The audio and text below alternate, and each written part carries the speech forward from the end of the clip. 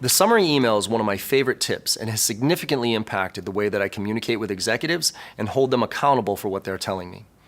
The way it works is this: you have a conversation with somebody that has some substance to it. At the end of that conversation, before getting off the phone, you ask them, hey, look, thanks so much for their time today. I really appreciate it. I know there's some next steps and action items here.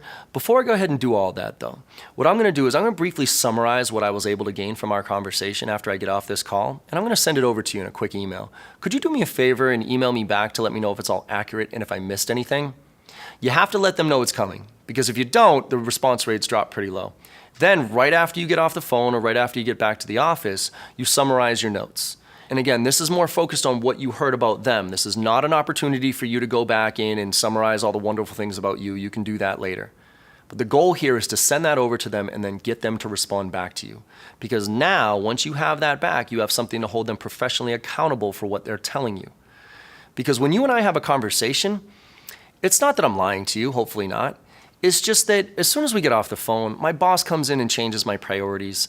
Your competition comes in and talks about something totally different. So now a week from now, I could be thinking about something completely different than what we had talked about. And for you to try to hold me accountable for what I told you last week, I barely remember what I said 5 minutes ago, forget about 5 days ago. But if you have it in writing, now you have something to hold me professionally accountable for what I told you, and also something to help maintain consistency and urgency throughout the rest of the sales process. Because when I tell you what my priorities are, sometimes I forget what I told you. But if you have that email and you can say, hey John, are these still your priorities? Because if they are, we got to keep going with this. If they aren't, let me know when we can get back on the calendar so we can reset expectations here. So use the summary email throughout every part of the sales process.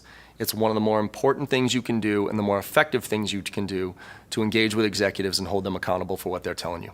Make it happen.